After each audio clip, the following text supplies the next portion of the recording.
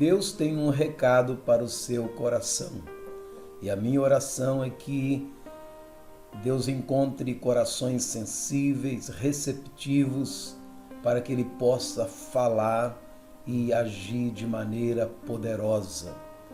Nós vivemos num mundo muito conturbado e somos bombardeados de informações diversas. Isso tem trazido um prejuízo muito grande quanto a nossas questões emocionais. Muitas pessoas abaladas, deprimidas, muitas pessoas tristes e o pior, muitas pessoas sem esperança. O que fazer diante deste quadro? Nós precisamos avaliar no Salmo 121, quando o salmista declara: elevo os meus olhos para os montes, de onde me virá o socorro? E ele responde: o meu socorro vem do Senhor que fez os céus e a terra. Meus amados, o nosso socorro vem de Deus, a nossa resposta vem de Deus, o nosso consolo vem de Deus. É importante sabermos que a nossa vida aqui nesta terra tem um propósito. Deus, quando nos criou, Ele criou de maneira muito específica. Desses 8 bilhões de pessoas na face da terra, é importante que você entenda que você é exclusivo, que você foi criado, projetado pelo Todo-Poderoso, pelo Criador, porque Ele te ama e além dele ter te projetado também, Ele tem um propósito especial para a sua vida. O nosso Deus é um Deus onisciente e a onisciência mostra que Ele sabe todas as coisas, inclusive Ele sabe cada detalhe da sua vida. Ele te conhece muito mais do que você imagina. No Salmo 139:16, diz assim: os teus olhos viram o meu corpo ainda informe, e no teu livro todas estas coisas foram escritas, as quais em continuação foram formadas, quando nem ainda uma delas havia. Olha que interessante como o nosso Deus nos conhece de maneira tão incrível, de maneira tão específica. E Ele sabe o quanto nós somos valorosos. Mas é importante que você saiba o quanto Deus te valoriza. Você é muito especial. Em Lucas 12, versículos 6 e 7, a Bíblia diz que nenhum passarinho é esquecido por Deus. E diz que nós somos de muito maior valor do que um pássaro.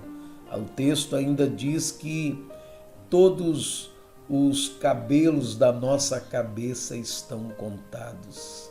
Sabe o que significa? Significa que Ele nos conhece de maneira minuciosa. Ele se preocupa conosco. Olha, é importante saber que Deus tem um plano muito especial e maravilhoso para você.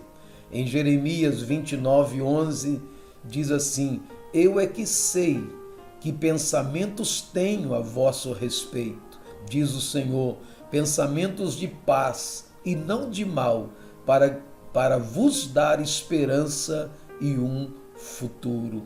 Vejam como Deus nos planejou, nos projetou, Ele nos criou com os mínimos detalhes e Ele ainda se preocupa conosco e tem um plano poderoso para a nossa vida. Em Tito 1:2, a Bíblia fala assim: esperança da vida eterna, o Deus que não pode mentir prometeu antes dos tempos eternos. O Deus que não pode mentir, o nosso Deus é verdadeiro. Em Números 23:19 diz: Deus não é homem para que minta e nem filho do homem para que se arrependa. Tudo que ele prometeu, ele há de cumprir. O nosso Deus é verdadeiro. Pode ter certeza, tudo que ele projetou, determinou, vai acontecer e já está também acontecendo. Em Hebreus 2:10, olha o que diz: esta é a razão pela qual você e eu fomos criados, para ter um relacionamento eterno com Deus Pai, seu Filho Jesus Cristo e com todos aqueles que acabariam sendo trazidos a uma condição glorificada. A Bíblia então expressa claramente o cuidado de Deus para comigo, para com você, para com todos os seus filhos. No Salmo 103, 13 e 14, diz assim: assim como um pai se compadece dos seus filhos, assim o Senhor se compadece daqueles que o temem, pois Ele conhece a nossa estrutura. Lembre-se de que somos pó. Ele lembra, Ele sabe qual é a estrutura nossa, qual é a nossa limitação, qual é a nossa capacidade. Ele nos conhece nos mínimos detalhes. Só tem uma coisa: Deus criou o homem com suas próprias mãos, mas a Bíblia diz que ele deixou princípios. E é nesse detalhe que nós precisamos atentar. Porque Deus é o Todo-Poderoso, mas Ele tem princípios, Ele trabalha por princípios. E o homem desobedeceu os princípios de Deus. Na criação, logo quando Deus criou o homem, Deus já deixou muito claro as suas prerrogativas, as suas determinações para o homem. Em Gênesis 2:15 até o 17 diz assim: e tomou o Senhor Deus o homem e o pôs no jardim do Éden para lavrar e o guardar. E ordenou o Senhor Deus ao homem, dizendo: de toda árvore do jardim comerás livremente, mas da árvore do conhecimento do bem e do mal, dela não comerás, porque no dia em que dela comeres, certamente morrerás. E sabe o que aconteceu? Todos nós conhecemos a história. O homem, criado pelas mãos de Deus, vivendo e desfrutando de uma profunda intimidade com Deus, de um relacionamento de pai e filho, algo sobrenatural, e entendendo claramente os princípios de Deus, resolveu pecar contra Deus. E isso gerou consequências terríveis para a vida do homem, além da própria morte, porque o homem, você, meu amado, minha amada, nós não fomos criados para experimentar a morte, mas a morte já veio como uma consequência dos nossos pecados. Desde o início, o homem tem sido rebelde para com Deus. O homem tem virado as costas para Deus, apesar do seu grande amor, do seu grande cuidado, da sua soberania, da sua graça poderosa. O homem tem ainda se rebelado contra Deus. E a gente vê em toda a história bíblica, desde o início, o homem desobedecendo, sofrendo, desobedecendo e sofrendo. Algo que foi ocorrendo até no período do povo de Israel.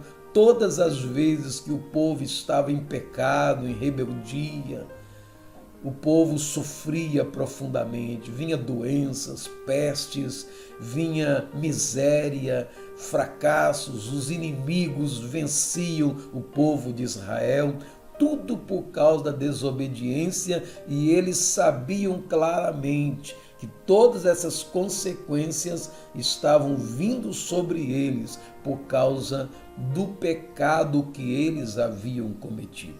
E por causa disso, muitas vezes eles se arrependiam, se humilhavam diante de Deus, e Deus, da sua infinita misericórdia, compadecido, perdoava os pecados e livrava o povo da morte e do sofrimento e trazia novamente a proteção, a saúde, a paz e a prosperidade sobre o povo.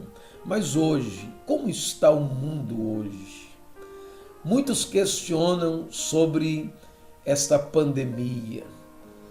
Por que Deus permitiu? Por que esta pandemia está aí? A culpa é de A ou de B, muitos vão procurar culpados, mas a grande verdade é que o verdadeiro culpado é o pecado do homem. O pecado do homem tem atraído consequências terríveis. O homem está sofrendo por falta do entendimento das coisas de Deus. Assim como o homem em toda a história bíblica sofreu quando se afastava de Deus e era abençoado quando se aproximava de Deus, hoje não tem sido diferente. Quando há um verdadeiro arrependimento, um retorno aos braços de Deus, a paz, a saúde, a prosperidade, a alegria, realmente tudo isso vem porque o nosso Deus, ele é um Deus longânimo, um Deus misericordioso, um Deus que verdadeiramente tem cuidado de nós. Em Gênesis capítulo 6, versículo 5, Deus expressa um sentimento muito triste, um sentimento de muita revolta. Olha o que Deus declara em Gênesis 6,5. E viu o Senhor que a maldade do homem se multiplicara sobre a terra e que toda a imaginação dos pensamentos do seu coração era só má continuamente. Então arrependeu-se o Senhor de ter feito o homem e destruiu o homem, destruirei o homem que criei de sobre a face da terra, desde o homem até o animal, até o réptil, até as aves dos céus, porque me arrependo de os haver feito. Aqui Deus está expressando, estou arrependido de ter criado o homem. Mas a gente sabe que mesmo com o arrependimento de Deus, a sua misericórdia ainda foi maior. E ele não exterminou com o homem. Ele salvou, ele preservou o homem, salvando a família de Noé. Porque o texto continua dizendo, Noé, porém, achou graça aos olhos do Senhor, e essas são as gerações de Noé. Noé era um homem justo e perfeito, em suas gerações, Noé andava com Deus. Olha o detalhe, Noé andava com Deus. Deus então manda um dilúvio sobre a terra, um dilúvio que é uma história bíblica e alguns ainda questionam, será que aconteceu mesmo? Mas já foi comprovado cientificamente que esse dilúvio existiu. Então, nós sabemos que Deus, mais uma vez, ele colocou diante da face da terra o seu juízo por causa do pecado e da rebeldia do homem. Mas a Bíblia também diz que houve uma ocasião logo depois, Noé então saiu da arca depois dos 40 dias e 40 noites e mais um tempo até as águas baixarem, e ali Noé sai da arca e um novo povo é formado, Noé, sua esposa, com os 3 filhos e as 3 noras, eles recomeçaram a povoar a terra. Mas logo em seguida, não muito depois desse tempo, Deus então olha para o homem na sua rebeldia, na sua arrogância, na sua prepotência. O homem então ele tenta construir uma torre para chegar até o céu. E olha o que diz Gênesis 11:5. Então desceu o Senhor para ver a cidade e a torre que os filhos dos homens edificavam. E o Senhor disse: eis que o povo é um e todos têm uma mesma língua, e isso é o que começam a fazer. E agora não haverá restrição para tudo que eles intentarem fazer.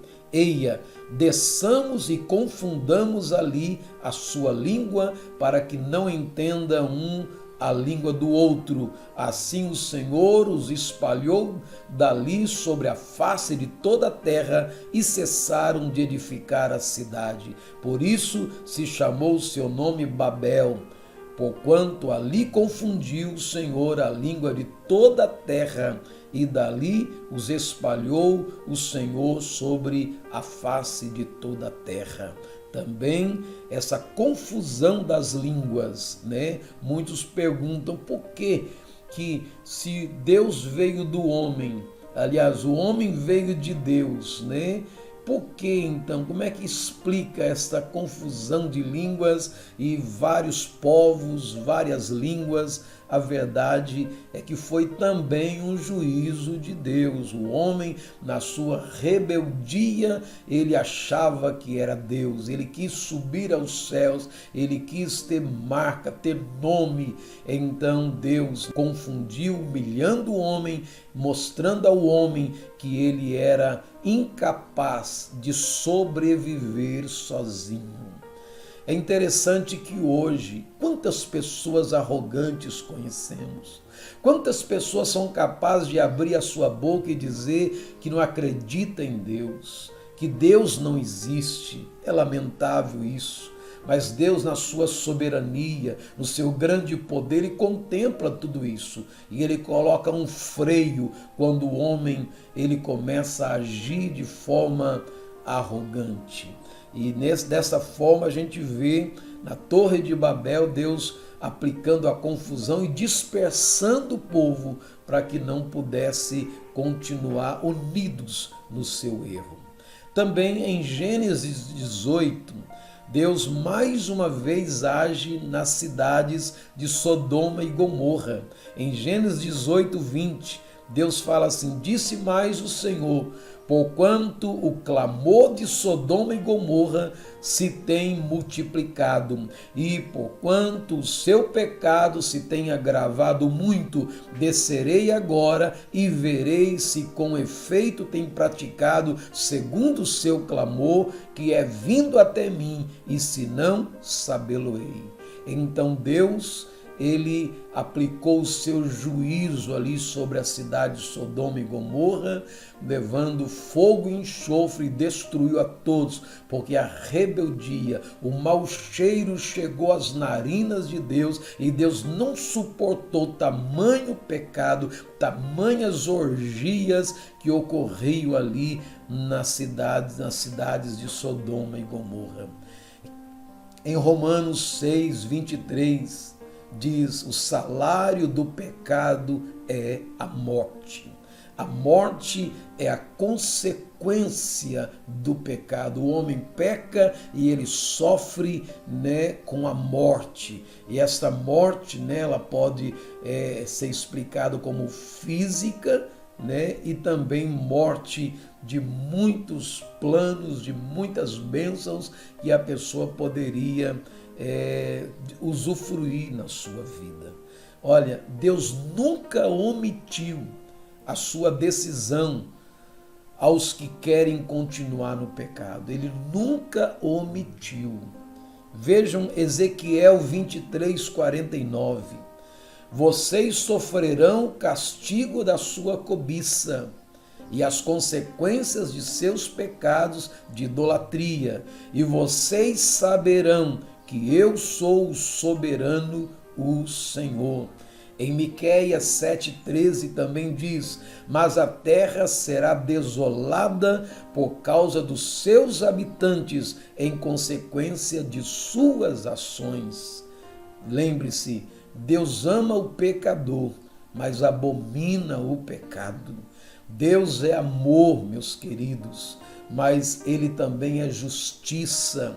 E por ser justo, ele vai punir o pecador, né? Às vezes a pessoa pensa assim, Deus é bonzinho, Deus é amor, não vai acontecer nada, mas Deus em toda a sua palavra, ele mostra qual vai ser o destino daqueles rebeldes, daqueles que viram as costas para ele.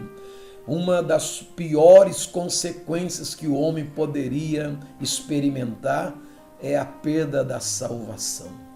O homem, se ele não colocar a sua vida no altar de Deus, ele vai perder a sua salvação e vai para o inferno. Será que Deus criou o inferno para o homem?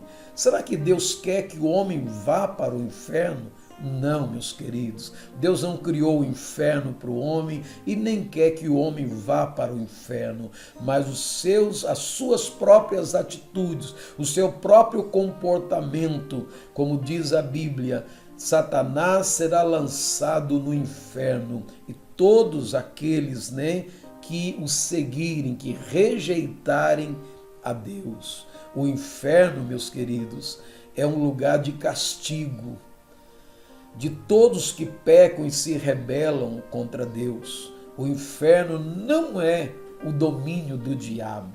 Alguns acham que Satanás está no inferno, que ele reina no inferno. Não, não é de domínio do diabo. Foi o próprio Deus que criou o inferno. O inferno é um lugar de onde o homem será castigado, e o próprio diabo será castigado, e o homem que se rebelar contra Deus. O inferno é tão real quanto o céu. Você sabia que Jesus falou mais do inferno do que do céu em toda a sua trajetória no seu ministério terreno? Ele falou mais do inferno do que do céu. Não é uma metáfora. É por isso que é tão importante crer em Jesus, Eu não creio que alguém queira ter o seu destino no inferno, mas é um dever nosso dizer para vocês que o inferno existe e que muitos serão lançados porque estão desobedecendo, estão rebelando contra Deus. O castigo justo do pecado é ir para o inferno, um lugar completamente separado de Deus. Apenas Jesus pode salvar o homem do inferno. Ezequiel 18:20 diz: a alma que pecar, essa morrerá. A impiedade do ímpio cairá sobre ele.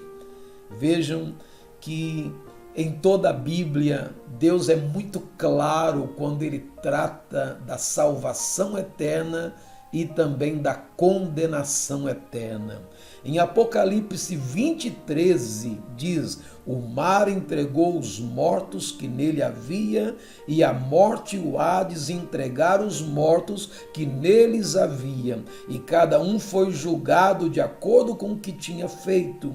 Então a morte e o Hades foram lançados no lago de fogo. O lago de fogo é a segunda morte.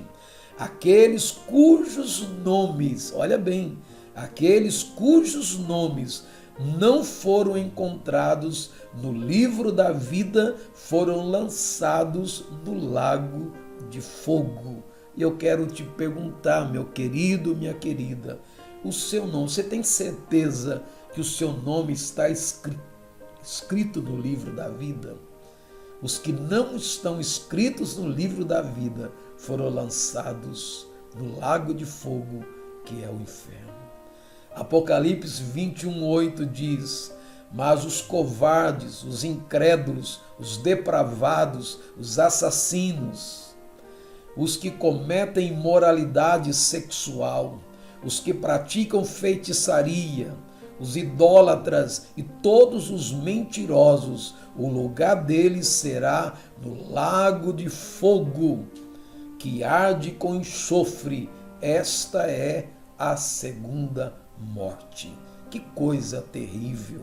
Em Mateus 13, 41 e 42, diz assim: o Filho do Homem enviará os seus anjos, e eles tirarão do seu reino tudo o que faz cair no pecado e todos os que praticam o mal. Eles os lançarão na fornalha ardente, onde haverá choro e ranger de dentes. 1 Coríntios 6, 9 e 10, o apóstolo Paulo adverte ainda a igreja dizendo: vocês não sabem que os perversos não herdarão o reino de Deus? Não se deixem enganar, nem imorais, nem idólatras, nem adúlteros, nem homossexuais, passivos ou ativos, nem ladrões, nem avarentos, nem alcoólatras, nem caluniadores, nem trapaceiros herdarão o reino de Deus. E aos Gálatas, Paulo também escreve, capítulo 5, versos 19 ao 21. Porque as obras da carne são manifestas, as quais são adultério, fornicação, impureza, lascívia, idolatria, feitiçaria, inimizades, porfias, emulações, iras, pelejas, dissensões, heresias, invejas, homicídios, bebedices, glutonarias e coisas semelhantes a estas, acerca das quais eu vos declaro, como já antes vos disse, que os que cometem tais coisas não herdarão o reino de Deus. Meus amados, é muito duro ouvir isso, mas é bom também. Quero mostrar um outro lado agora do grande amor de Deus. Desde o início, Deus ele providenciou a nossa redenção. Em Romanos 6, 23, que eu já havia comentado antes, diz: o salário do pecado é a morte. Mas o mesmo versículo continua dizendo: o dom gratuito de Deus é a vida eterna por Cristo Jesus, nosso Senhor. Deus tem um dom, Deus tem uma dádiva, Deus tem uma bênção para aqueles que se arrependem, para aqueles que reconhecem que Ele é Senhor. Em João 3,16 está o versículo mais importante de toda a Bíblia, que diz: porque Deus amou ao mundo de tal maneira que deu seu Filho unigênito para todo aquele que nele crê não pereça, mas tenha a vida eterna. Em Romanos 8,32 também: aquele que não poupou o seu próprio Filho, mas o entregou por todos nós, como não nos dará juntamente com ele de graça todas as coisas? Olha que pergunta interessante. Em João 14,6 diz: respondeu Jesus: eu sou o caminho e a verdade e a vida. Ninguém vem ao Pai senão por mim. Este versículo ele é muito completo, muito poderoso. Ele é o único caminho. Hoje foram criados vários caminhos para chegar no céu. Foram criados vários caminhos, inclusive o caminho da religiosidade. Muitos estão presos à tradição religiosa, achando que por frequentarem uma igreja, por serem tradicionais numa igreja, isso lhes garantirá a vida eterna. E vou ser sincero, não é verdade. Infelizmente, há muitos pensando que existe purgatório. O purgatório, segundo foi criado, é um lugar para onde os pecadores irão depois da morte e ali ficarão sendo tratados até estar em condição de ir para o céu. Isto é uma mentira do diabo. Não existe purgatório. Existe sim, a Bíblia fala, céu e inferno. Não há intermediário. E depois que o homem morrer, não tem mais recurso, porque em vida precisamos decidir para onde queremos ir.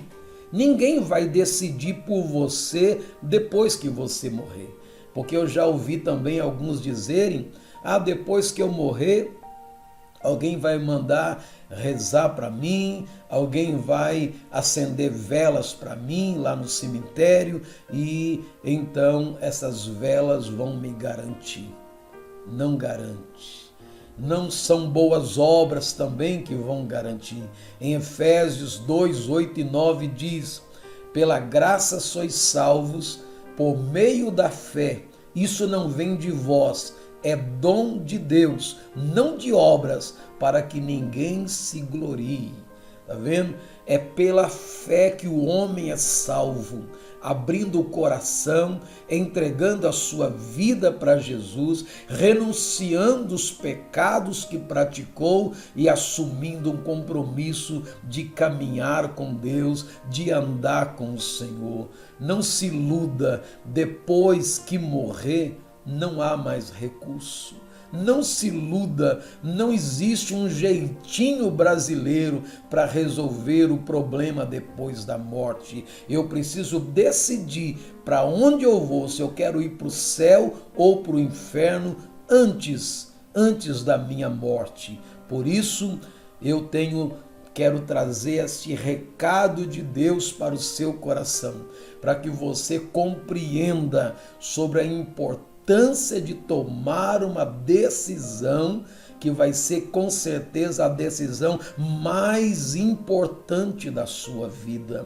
Em João 3,36 também diz: quem crê no Filho tem a vida eterna. Aquele que não crê no Filho não verá a vida, mas a ira de Deus permanece sobre ele. Em João 1,29 fala, Jesus disse: diz assim: eis o Cordeiro de Deus que tira o pecado do mundo. Então Jesus, ele é o Cordeiro que desceu do céu. Ele veio pagar o alto preço pela nossa salvação. No Antigo Testamento, um cordeiro era morto para que houvesse, o perdão dos pecados. Mas no Novo Testamento, Jesus foi o último e o poderoso e completo sacrifício. Ele foi o Cordeiro imaculado que foi morto para garantir a salvação de toda a humanidade. Eu deveria morrer pelo meu pecado. Eu deveria ir para o inferno por causa do meu pecado, mas Jesus desceu do céu e morreu no meu lugar, pagou o alto preço por mim e pode pagar por todos aqueles que se arrependerem, que entregarem também suas vidas ao Senhor. Deus não havia colocado no seu coração, em você, determinado que Jesus, o Cordeiro Eterno, seria morto em seu lugar, em seu favor. A cruz de Cristo não foi um sinal de derrota, mas de triunfo. Jesus não morreu como um mártir, mas como redentor. Ele morreu voluntariamente, ele se entregou, ele pagou o alto preço, se entregando na cruz do Calvário, pagando aquele alto preço, sofrendo profundamente humilhações e a própria morte. O seu coração se explodiu ali naquela cruz e o sangue foi derramado, o sangue puro, imaculado, um sangue de um cordeiro sem defeito. Ali aconteceu o pagamento da minha vitória e também da sua vitória. Através da nossa entrega ao Senhor Jesus, a Bíblia diz que Deus escreve o nosso nome no livro da vida. É necessário, primeiro, reconhecer que Jesus é o único que pode salvar. Não tem outro meio, não tem outro caminho, ele é o único caminho. E é necessário se arrepender de todos os pecados, pedir perdão. E é importante também destacar aqui que o perdão nos livra da condenação. O perdão, ele é muito poderoso e o nosso Deus, Ele é misericordioso, Ele está pronto para perdoar o mais vil pecador. Ele está pronto para anular todas as maldições, relacionadas às consequências do seu pecado. Então, meus amados, arrependam-se. É necessário arrepender. Nesse período de pandemia, quantas pessoas estão morrendo, quantas notícias de morte estamos recebendo. É necessário que eu esteja cada dia preparado, não por causa de uma pandemia apenas, sabe? A pandemia pode até levar um crente salvo, assim como qualquer outro motivo de morte, mas o que eu preciso ter a certeza que na hora que eu morrer, que Jesus me chamar, eu estarei preparado para a morte, para ser então herdeiro do reino dos céus. Em 2 Crônicas 7,14, já para encerrar esta palavra, diz: se o meu povo que se chama pelo meu nome se humilhar, orai, me buscai, se converter dos seus maus caminhos, então eu ouvirei dos céus, perdoarei o seu pecado e sararei a sua terra. Deus quer restaurar. Deus tem vitória no céu e aqui na terra para cada um de nós. Ele tem esta bênção, mas é necessário o arrependimento sincero, uma conversão genuína. Em 1 João 9 diz: se confessarmos os nossos pecados, Ele é fiel e justo para perdoar os pecados e nos livrar de nos purificar de toda a injustiça. Então, meus queridos, eu quero orar por você agora. Abra o seu coração. Existe um princípio na palavra de Deus em Romanos 10, 9 e 10, que diz assim: se com a tua boca confessares a Jesus como Senhor, e no teu coração creres que Deus o ressuscitou dentre os mortos, serás salvo. Você será salvo se com a tua boca confessar a Jesus como Senhor e no seu coração crer que Jesus o ressuscitou, que Deus o ressuscitou dentre os mortos. E o texto ainda continua dizendo: visto que com o coração se crê para a justiça e com a boca se faz a confissão para a salvação. E eu quero encerrar, antes de orar por você, dizendo em Mateus 24:13, diz: aquele que perseverar até o fim será salvo. Então é necessário arrependimento, é necessário pedir perdão, é necessário uma entrega sincera e verdadeira e perseverar na presença do Senhor. A palavra perseverança significa permanecer firme, permanecer com compromisso na presença de Deus e dos seus mandamentos. Meus queridos, eu quero orar. Quem sabe esta palavra, o Espírito Santo de Deus, conduziu e trabalhou em seu coração. Se você ainda não tem certeza da sua salvação, ou quem sabe um dia você até confessou, mas você virou de novo as costas para Deus, é hora de voltar. Não deixe para amanhã, é agora. Deus te chama para um compromisso sério. Deus te chama para escrever o seu nome no livro da vida. Se você pode agora, ore repetindo comigo esta oração. Coloque a mão no seu coração e repita comigo esta oração. Querido Deus, a tua palavra diz que se com a nossa boca confessarmos a Jesus como Senhor e nós cremos, nós seremos salvos. Por isso, meu Deus, agora eu te apresento cada um dos teus filhos que agora também com a sua boca confessa a Jesus como Senhor e no coração estão crendo. Escreve o nome deles no livro da vida e perdoa-lhes todo o pecado, Senhor. Em nome de Jesus, eu oro, eu te agradeço, para a glória do Senhor. Amém e amém. Que Deus abençoe você. Abra o coração e permaneça firme na presença de Deus. Procure uma igreja para que você tenha acompanhamento e a cobertura espiritual. Deus te abençoe, em nome de Jesus.